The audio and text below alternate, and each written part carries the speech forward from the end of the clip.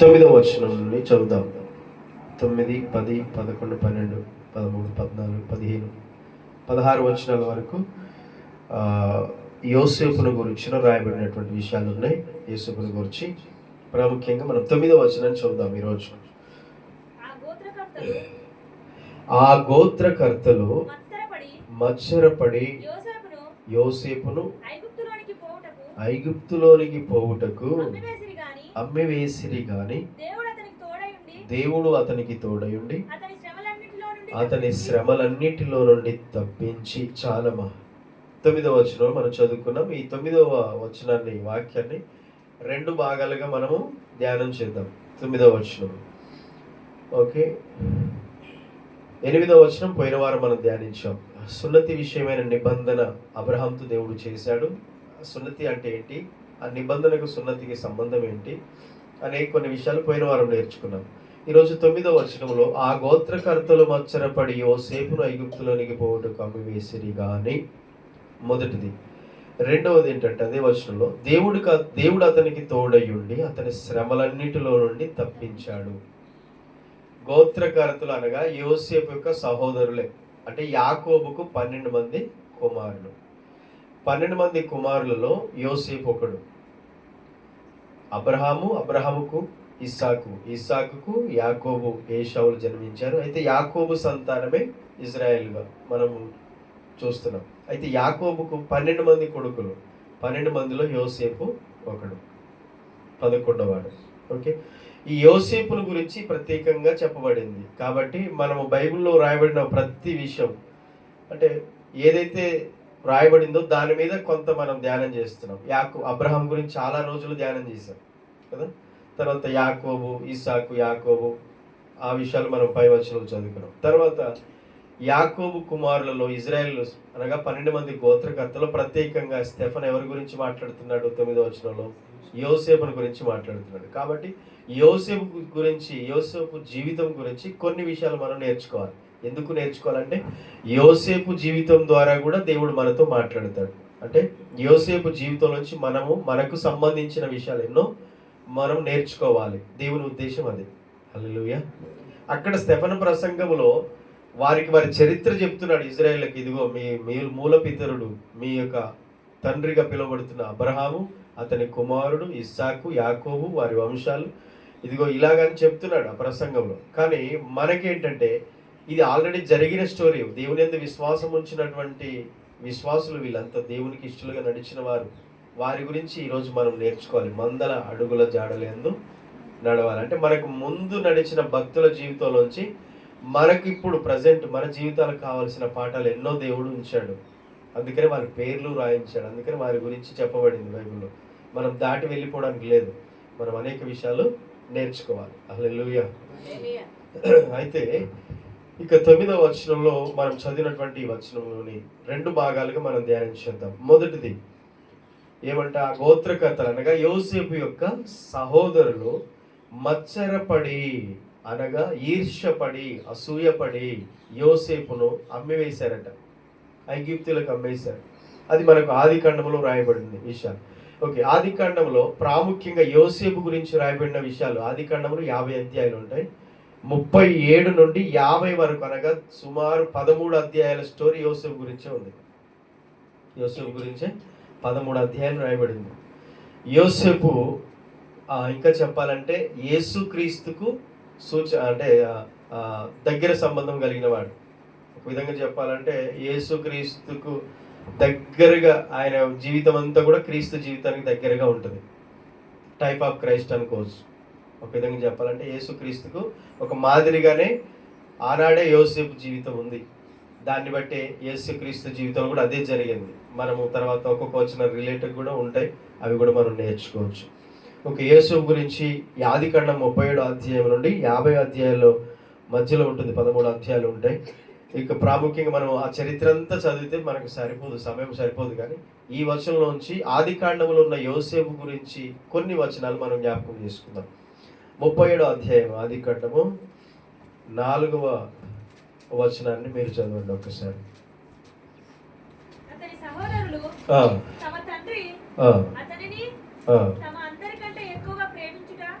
చూచిన ఆ, వారు అతని మీద పగబట్టి ఆ, అతని క్షేమ సమాచారమైనను ఆ. అడగలేకపోయింది. చాలు. ఇక మనము ఈ వచనములో నుండి అనగా యోసేపు గురించి చెప్పబడిన అది అపొస్తల కార్యములో 7వ అధ్యాయంలోని 9వ వచనం నుండి 16వ వచనం వరకు చెప్పబడిన యోసేపు గురించి చెప్పబడినటువంటి విషయాల్లో ఒక 6 లేక 7 పాయింట్స్ వైజ్గా మనం ధ్యానం చేయొచ్చు. ఈరోజు ఒకటే ధ్యానం చేద్దాం.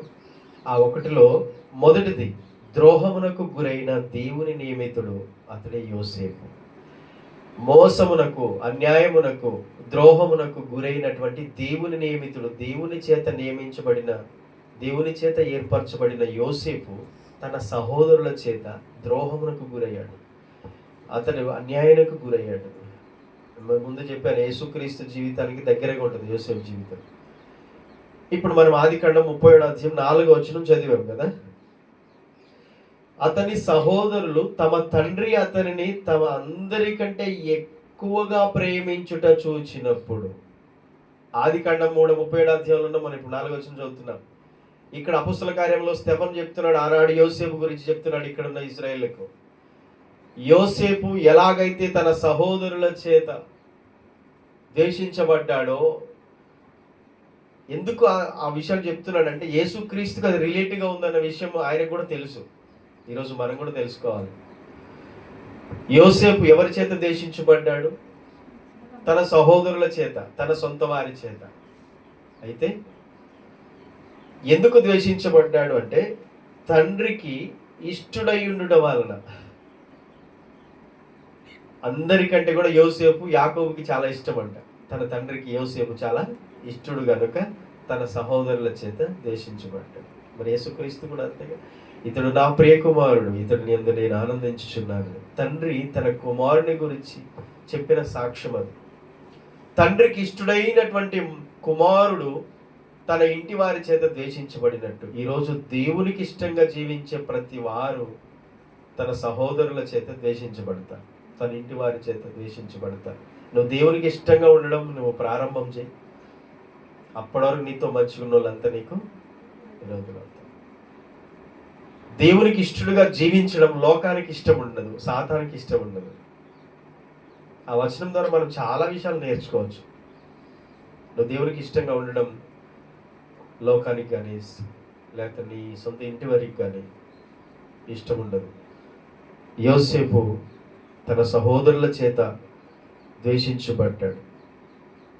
ఇక 4 నుండి 28 వచనాలు, అదే ఆదికాండం 37వ అధ్యాయం 4 నుండి 28 వచనాల వరకు ఉన్న విషయాలు ధ్యానిస్తే యోసేపును వాళ్ళు ఎలా ఇబ్బంది పెట్టారు, ఎలా బాధించారు, హింసించారు, అవన్నీ విషయాలు ఉంటాయి. గోతులో వేశారట, నీళ్ళు గోతులో పడేశారు.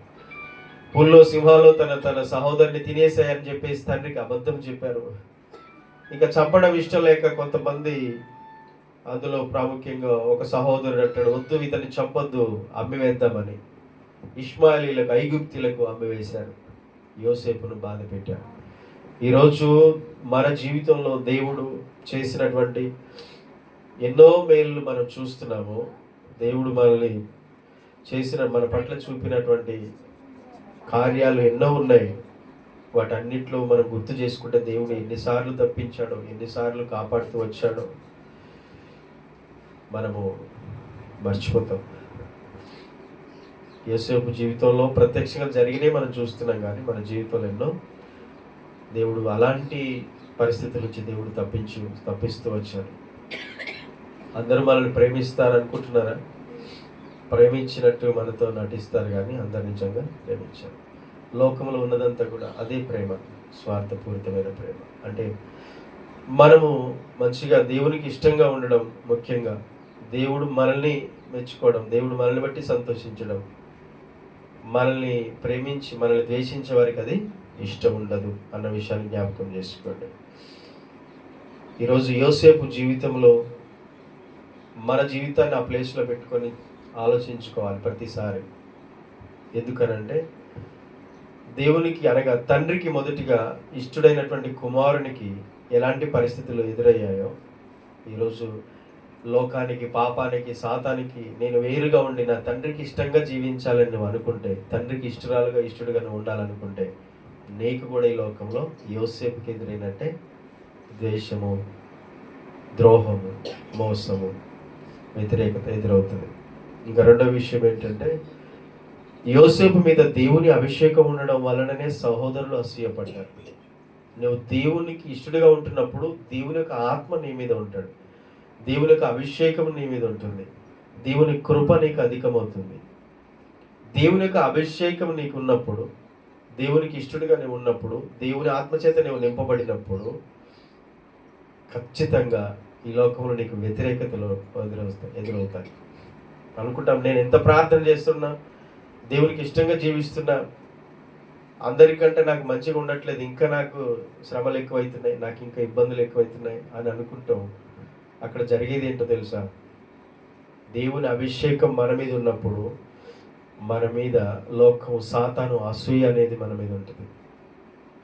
ఎట్ట చేసైనా మనము దేవుళ్ళు ఎదగకుండా చేయాలనేది సాతాను పని. ప్రతిదీ అక్కడ భూమి మీద భూ సంబంధంగా జరిగి యోసేపు జీవితంలో భౌతికంగా జరిగింది అది.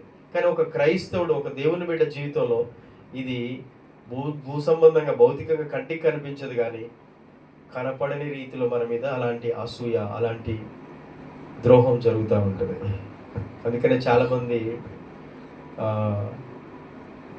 విశ్వాసంలో సన్నగిల్లిపోతూ ఉంటారు. ఒకప్పుడు చేసిన భక్తి ఇప్పుడు చేయట్లేదు. ఎందుకు అని అంటే, నీకు తెలియకుండానే నువ్వు దేవునికి ఇష్టంగా జీవిస్తున్నప్పుడు, దేవుడు నీకు తోడై ఉంటున్నప్పుడు నేను అణచడానికి సాతాను ఎన్నో పరిస్థితుల్ని జీవితంలో, కుటుంబంలో తీసుకొస్తాయి.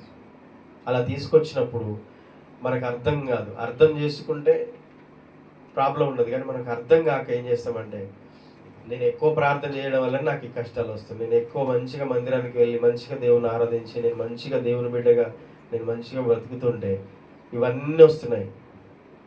కాబట్టి అంత చేయాల్సిన అవసరం లేదు. మనము ఎప్పుడో ఒకసారి పోతే సరిపోద్ది. అసలు ప్రార్థన కూడా ఎప్పుడో ఒకసారి చేస్తే అయిపోతుంది. దేవుడు ఏం మేలు చేయలేదు మనకి, నేను అంత భక్తి చేసిన దేవుడు నాకేం మంచి చేయలేదు అని మనం ఇలాగ ఆలోచిస్తాం.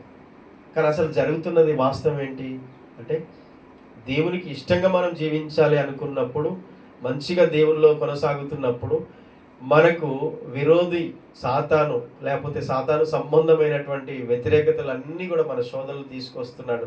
ఇంకా మనం ఎక్కువ చేయాలి, తగ్గిపోవద్దు, దేవుళ్ళని ఇంకా ఎక్కువగా భక్తి చేయాలని ఆలోచించాలి తప్ప మనం కృంగిపోవద్దు. యోసేపు జీవితము ముగింపు వరకు మనం చూస్తే ఆయన జీవితంలో ఇవన్నీ కష్టాలే, అన్ని ద్రోహాలే, అన్ని వ్యతిరేకతలే, అంత అన్యాయమే, అంత తిరుగుబాటే, అంత మోసమే. ఆయన మీద అసూయ, పగబట్టారంట, యోసేపుని చంపివేయాలి అంటే. దేవునికి, తండ్రికి ఇష్టంగా ఉండే వ్యక్తికి ఇవన్నీ ఎదురవుతాయి అనేది మనం యోసేపు జీవితం నుంచి నేర్చుకుంటున్నాం. ఈరోజు దేవుని బిడ్డగా నీ జీవితంలో యేసు ప్రభువుని తండ్రిగా, రక్షకుడిగా నువ్వు అంగీకరించిన నాటి నుండి యోసేపు జీవితంలో వచ్చిన శ్రమలు, విధాలు సేమ్ అలాగ భూమి మీద జరిగినట్టుగా ఆయన జీవితంలో జరిగినట్టు జరగకపోవచ్చు, కానీ సేమ్ అదే విధానంలో ఇంకొక రూపంలో మనకు జరుగుతాయి. మనం అది గ్రహించాలి. ఆమె అసూయ మన మీద ఎప్పుడు పెరుగుతుంది అంటే, దేవుని చేత మనం వాడబడుతున్నప్పుడు. అర్థమైందా? నువ్వు సంఘంలో ఒక మంచి పాత్రగా నువ్వు వాడబడుతున్నప్పుడు నీ మీద అసూయ పెరుగుతుంది. నువ్వు మంచిగా ఆరాధన చేసినా, మంచిగా పాట పాడినా, మంచిగా పరిచయం చేసినా, మంచిగా దేవునికి కానుక ఇచ్చినా, మంచిగా భక్తి చేస్తున్నా, నీ సహోదరులు అసూయపడతారు. నువ్వు మంచిగా దేవుని కొరకు ఏదో ఒకటి చేయి, మంచిగా బ్రతకడం స్టార్ట్ చేయి, నీ మీద అసూయ ప్రారంభమవుతుంది. అదే యోసేపు జీవితం. మనకి రిలేటివ్ ఉందా? మనకి ఏమన్నా యోసేపు జీవితం మనకు కనెక్ట్ అవుతుందా? ఖచ్చితంగా అవుతుంది. ప్రతి ఒక్కరికి అవుతుంది. హల్లెలూయా. అన్నిటికంటే ముందు సాతాను అసూయపడతాను నీ మీద. అబ్బో, నేను దాకా ఏం లేదు, ఈరోజు చాలా బాగా భక్తి చేస్తున్నాడుగా, అసూయ స్టార్ట్ అవుతుంది. తండ్రికి ఇష్టంగా ఉండకూడదు అనేదే వారి ఉద్దేశం. తండ్రికి ఇష్టంగా ఉండకూడదు అనేదే సాతాను ఉద్దేశం. ఓకే, తర్వాత అతని కలలు అతని ద్రోహానికి కారణమయ్యన్న విషయాన్ని కూడా మనం నేర్చుకోవాలి. 3వ 5వ వచనంలో ఆదికాండం 37వ అధ్యాయం.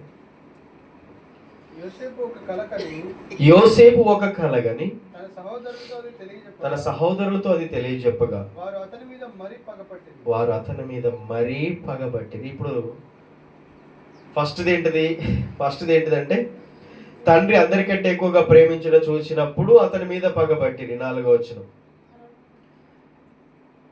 4వ వచనంలో తండ్రి ఎక్కువగా ప్రేమిస్తున్నాడు అతన్ని, అతడు తండ్రికి ఇష్టడైన కుమారుడు ఉన్నాడు కనుక సహోదరులు అతన్ని సహించలేకపోయారు, పగబట్టారు. అతనికి క్షేమ సమాచారం కూడా అడగలేదని ఉంది అక్కడ. ఎలా ఉన్నావు సహోదరుడా, ఎలా ఉన్నావు అని కూడా అడగలేదు. ఎందుకు? తండ్రికి ఇష్టంగా ఉండటం వల్ల వారికి ఇష్టం లేదు. రెండవది, అతనికి ఒక కళగా వచ్చిందంట. ఆ కళను వారితో పంచుకున్నాడు, ఆ కళను వారికి చెప్పాడు. చెప్పడం వలన ఆ సహోదరులకు తెలియజెప్పగా వారు అతని మీద పగబట్టిరి. అతడు వారు ఎందుకు పగబట్టారనేది తర్వాత వచనాల్లో ఉంది, సమయం లేదు కనుక అధ్యాయంలో చెప్పాను కదా 28 వచనాల వరకు మనం ఆ విషయాలు ఉంటాయి. ఎందుకనంటే అతడు చెప్పిన కళ ఏంటంటే, ఇదిగో నాకు ఒక కళ వచ్చింది, ఆ కళలో 9వ వచనం, ఆ కళ కింది వచనాలు చదవండి ఒకసారి, మీకు అర్థం కావడానికి, కన్ఫ్యూజ్ కాకుండా. ఏటా కళ అంటే 6వ వచనం, దయచేసి నేను కని ఈ కళను మీరు దయచేసి వినండి. అది ఏమనగా మనం చేనులో పనులు కట్టుచున్నాం, నా పన లేచి నిలుచుండగా మీ పనులు నా పనును చుట్టుకొని నాకు సాష్టాంగ పడినని చెప్పాను. అందుకు అతని సహోదరులు, నీవు నిశ్చయంగా మమ్మను ఏలేదవా, మా మీద నీవు అధికారి వగుదువా అని అతనితో చెప్పి అతని కలలను బట్టి అతని మాటలను బట్టి అతని మీద మరింత పగబట్టింది. యోసేపుకు ఒక కల వచ్చింది, అంటే భవిష్యత్తులో జరగబోయేది దేవుడు ముందుగా చూపించాడు. అతని కల వస్తే అతనికి ఏం తెలియదు, అసలు భవిష్యత్తు ఏంటో తెలియదు, ఆ కళల భావం తెలియదు, అతని కళల గురించి దాని యొక్క అర్థం తెలియదు, అసలు ఇంకేం తెలియదు. కానీ వచ్చిన కళ అమాయకంగా చెప్పాడు. అన్నలారా వినండి, నాకు ఒక కళ వచ్చింది సహోదరులారా. ఆ కళలో మనం అందరం పొలంలో ఉన్నాము, పొలంలో పొలం కోసిన పనలు ఉంటాయి కదా, ఆ పన ఒకటి, నా పన లేచి నిలబడింది, నేను కోసిన పన నిలబడింది, మీరు కోసిన పనులన్నీ వచ్చి నాకు సాష్టాంగ పడ్డాయి అని చెప్పాడు.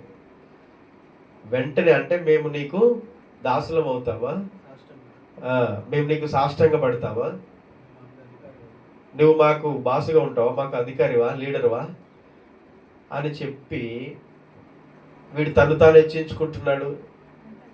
మేము వీనికి దాసులం అవుతాం, బానిసలు అవుతాం, వీనికి సాష్టాంగ పడతామంట, ఇతడు మాకు అధికారి అవుతాడంట అని అసూయ పడి యోసేపు మీద మరింత పగబట్టారు. యోసేపు మీద ద్రోహం చేయడానికి, యోసేపును అమ్మడానికి లేదా చంపడానికి, యోసేపుకు ద్రోహం చేయడానికి కారణము యోసేపుకు వచ్చిన కళలు. యోసేపును వారు ఇష్టపడలేదు. ఒకసారి ఆలోచించండి, దేవుడు ఆధ్యాత్మికంగా కానీ భౌతికంగా కానీ దేవుడు మనకు ఇచ్చే ప్రతిదీ కొన్నిసార్లు ఇతరులు మనకు అసూయపడేటట్టుగా అవుతుంది. కానీ ఒక విషయం గుర్తుపెట్టుకోవాలి, దేవుడు ఏది చేసినా మేలు కొరకే చేస్తాడు.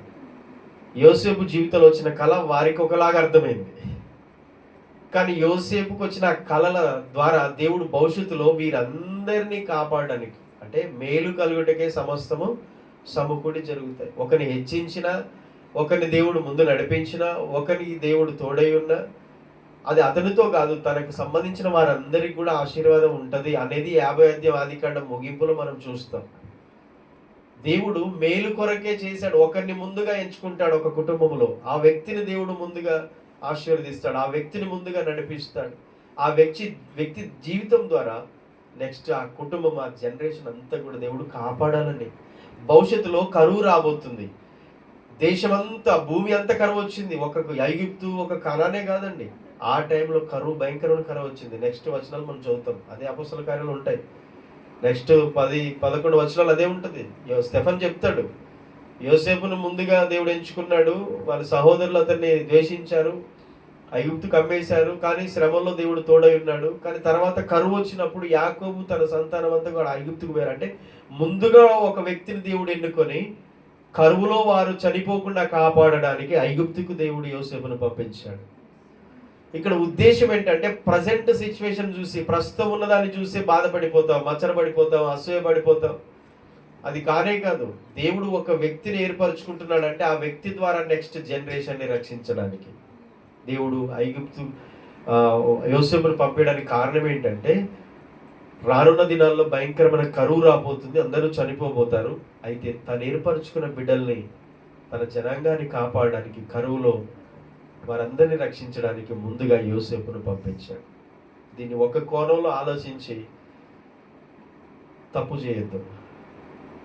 ఒక కళ వచ్చింది సహోదరులారా, నాకు ఒక కళ వచ్చింది, దేవుడు ఈ కళ చెప్పాడు అని చెప్పి తన సహోదరులతో చెప్తే, దాన్ని వెంటనే వారు దాన్ని తప్పుగా అర్థం చేసుకొని ఇతన్ని చంపాలి, ఇతనితో మనం ఏకీవించొద్దు, ఇతడంటే మనకి ఇష్టం లేదు అని అతన్ని అసహించుకున్నారు.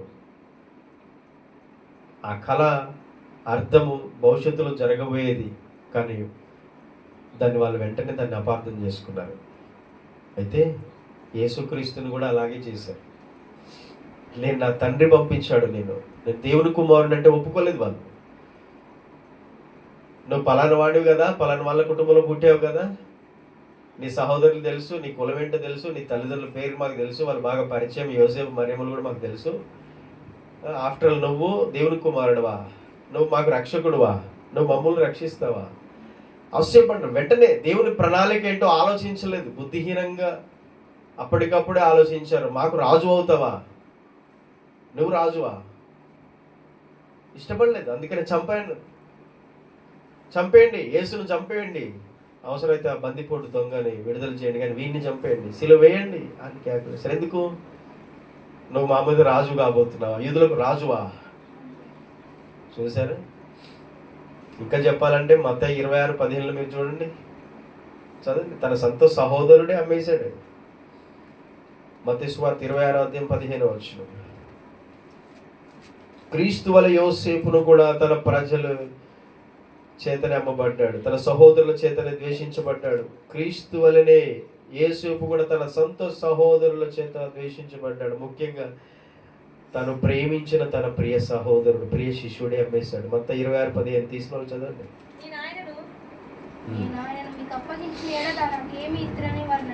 చూసారా?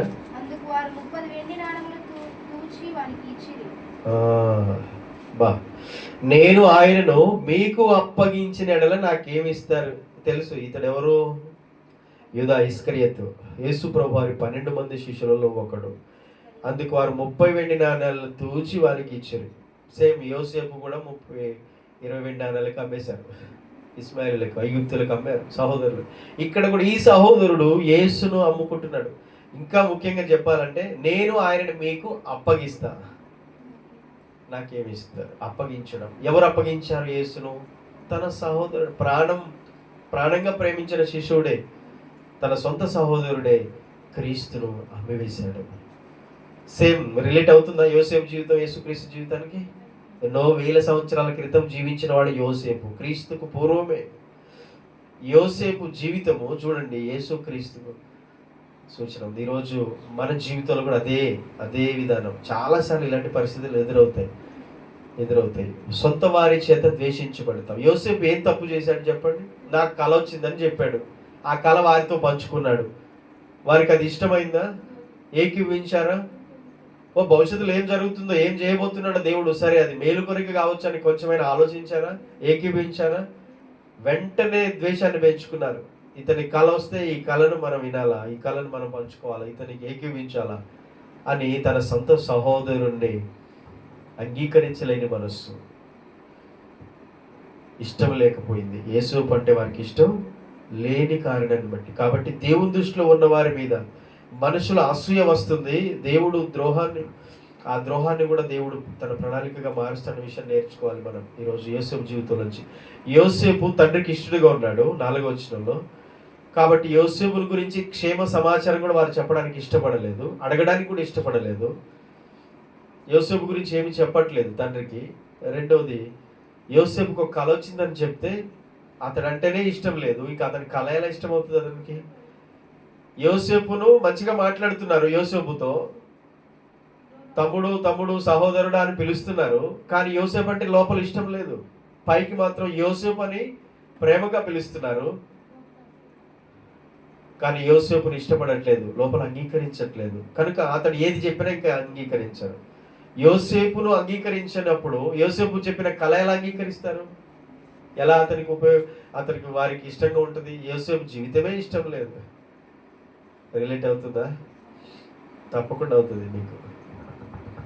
మీకే వింటున్న మీకే కనెక్ట్ అవుతుంది. ఒకసారి ఆలోచించండి. ఒక వ్యక్తిని మనం పైకి ప్రేమిస్తున్నట్టు నటించి లోపల ద్వేషం పెంచుకొని, లోపల అసహించుకొని, లోపల అతడు చెప్పిన దాన్ని, అతడు చేసిన దాన్ని, అతని గురించి ఏది కూడా మనం ఇష్టపడట్లేదు అంటే అర్థం చేసుకోండి. ఈరోజు యోసేపు జీవితంలాగా మన జీవితాలు కూడా ఉంటాయి. మనల్ని బట్టి చాలామంది పైకి మంచిగా మాట్లాడవచ్చు, కానీ లోపల ఇష్టం ఉండకపోవచ్చు.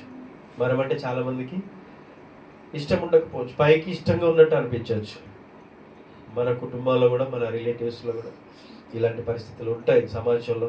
కాబట్టి నేను ఒక యోసేపు లాగా నా తండ్రికి ఇష్టంగా ఉండాలి. నన్ను పైకి ప్రేమించినట్టు నటించిన లోపల ద్వేషించిన నేను యోసేపు లాగానే నా తండ్రికి ఇష్టంగా ఉండాలి అని మీరు నేర్చుకోవాలి ఈరోజు.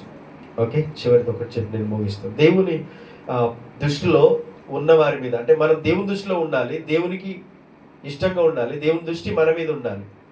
దేవుని దృష్టిలో మనం ఉంటే మన మీద అసూయ పడినటువంటి అసూయలు, ద్రోహాలు, మానవ రీతిగా మనుషుల ద్వారా మన మీదకి వచ్చే ఆ ద్రోహం, అసూయ ఏదైనా సరే దేవుడు ఏం చేస్తాడు? భవిష్యత్తులో దాన్ని తన ప్రణాళికలో భాగంగా మార్చేస్తాడు. హల్లెలూయా. ఈరోజు దేశించబడినట్టు, ఇతరుల చేత మనం అసహించబడినట్టు మన జీవితం ఉన్నా, మన జీవితం దేవుని ప్రణాళికలో ఉందన్నది రేపు రోజున వారికి తెలియజేస్తాడు దేవుడు.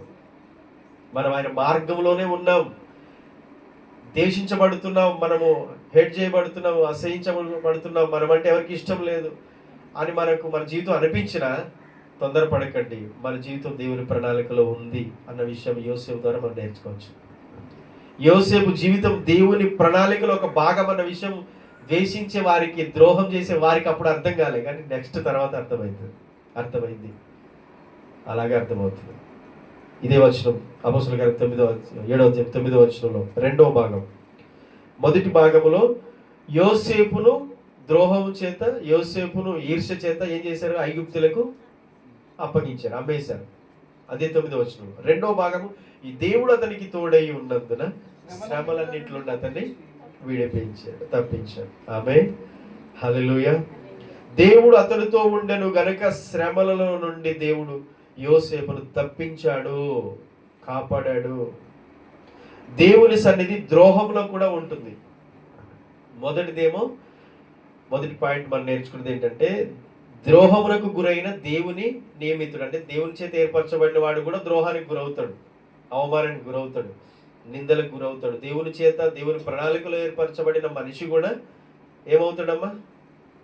ద్రోహానికి గురవుతాడు, లోకంలో అన్యాయానికి గురవుతాడు, అతన్ని ద్వేషించేవారు ఉంటారు అనేది యోసేపు జీవితం, తర్వాత యేసుక్రీస్తు జీవితంలో కూడా మనం నేర్చుకుంటూ వచ్చాం. రెండవది, మనకు చేయబడిన ద్రోహంలో, మనకు చేయబడిన మోసములో, అన్యాయంలో, మనకు ఎదురవుతున్న లోకంలో మనం ద్వేషించబడుతున్న ఆ ద్వేషంలో కూడా దేవుని సన్నిధి మనతోనే ఉంటుంది. అది యోసేపు జీవితం నుంచి మనం నేర్చుకోవచ్చు. రెండవది, యోసేపుకి ఇంత జరుగుతున్నా దేవుడు అతనికి తోడై లేడు, దేవుని సన్నిధి లేదు, దేవుని ఆశీర్వాదం లేదు, దేవుని సహాయం లేదు, దేవుడు అతనికి తోడుగా లేడు అన్నట్టు అనిపిస్తుంది. కానీ యోసేపుకు చేయబడిన ప్రతి పరిస్థితిలో, యోసేపుకు చేయబడిన ప్రతి ద్రోహంలో, ప్రతి కష్టంలో దేవుని సన్నిధి యోసేపును వెన్నంటే ఉంది. హల్లెలూయా. ఆ విషయం మనుషులకు అర్థం కాదు, సహజంగా మనకు కూడా చాలాసార్లు మనకు అర్థం కాదు.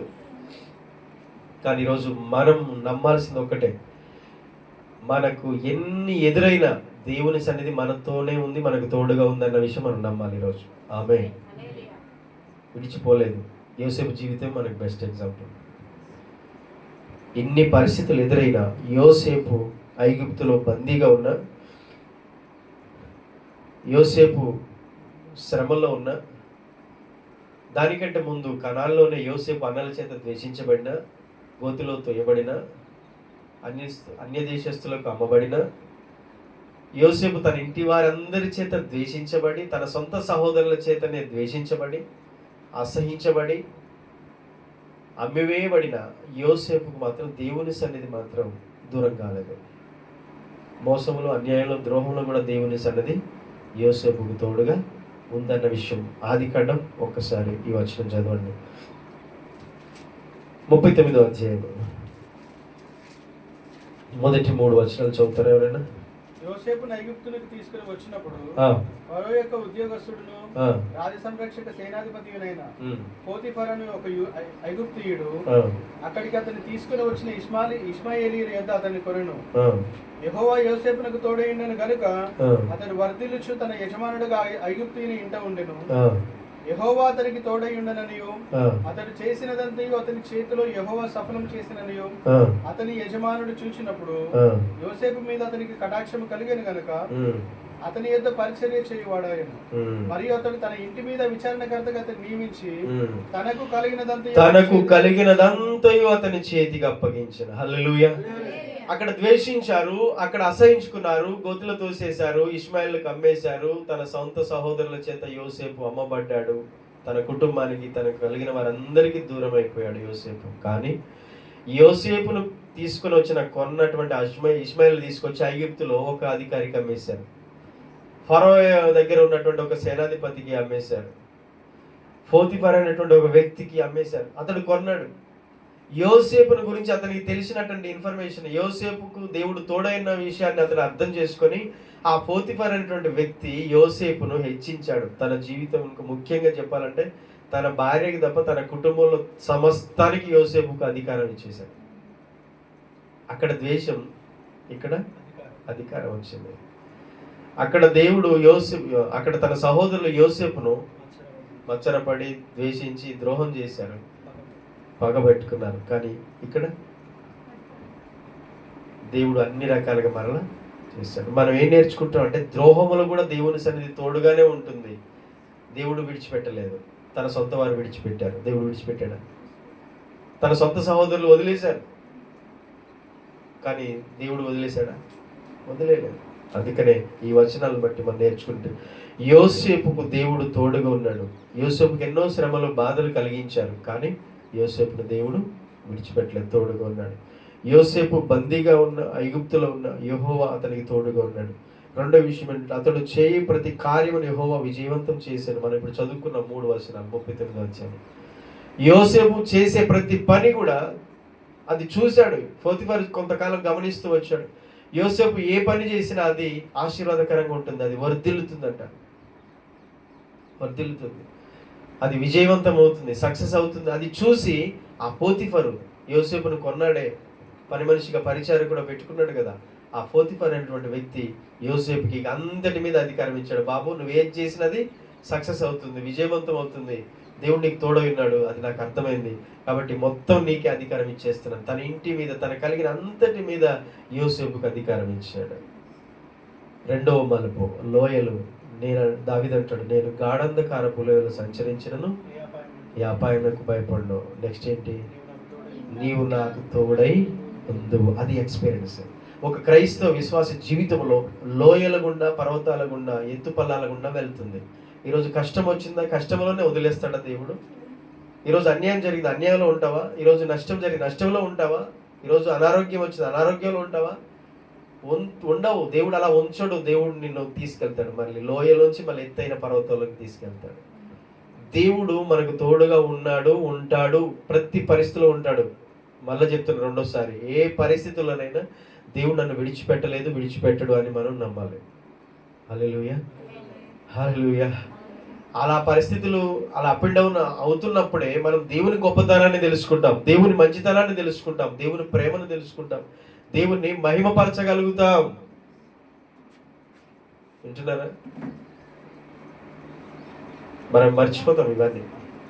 ఇంత మధురమైన శ్రేష్టమైన దేవుని వాక్యాన్ని మనం వింటున్నా చాలాసార్లు మర్చిపోతాం, మరలా మొదటిది స్టార్ట్ చేస్తాం. అది కాదు. ఈరోజు యోసేపు జీవితంలో ఎలాగ జరిగింది, మన జీవితంలో అలాంటి ఎదురవుతుంటాయి.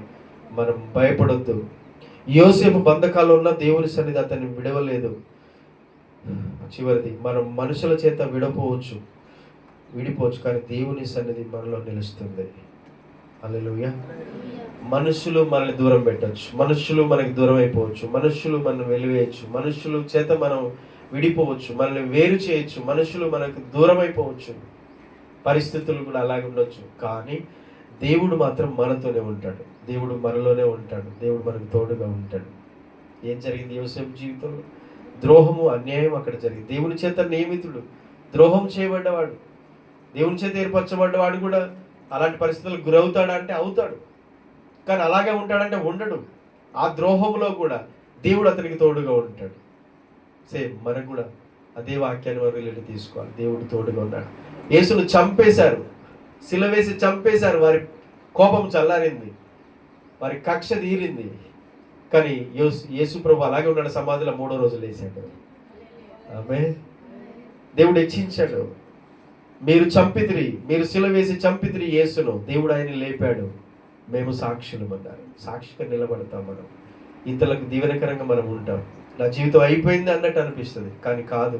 నువ్వు దేవుని గట్టిగా పట్టుకో, ఆయన చెయ్యి. యోసేపులాగా నువ్వు దేవుని యందు నమ్మకం ఉంచు.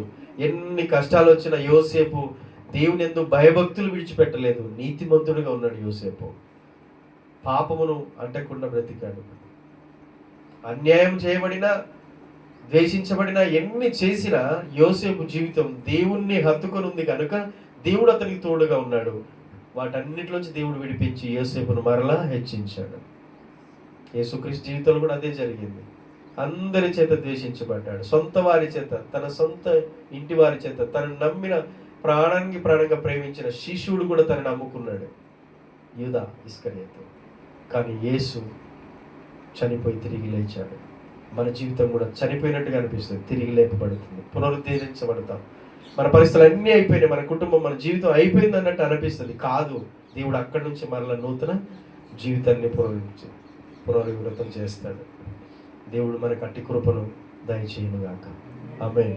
కళ్ళు మూసుకుందాం, కళ్ళు ఉంచుతాం, ప్రార్థన చేద్దాం. ఒక నిమిషం అందరూ కూడా మోకరించి, అయ్యా స్టెఫను చెప్పిన మాటలో నుంచి 9వ వచనంలో, అపోస్తల కార్యం 7:9 నుంచి మేము నేర్చుకున్నాం.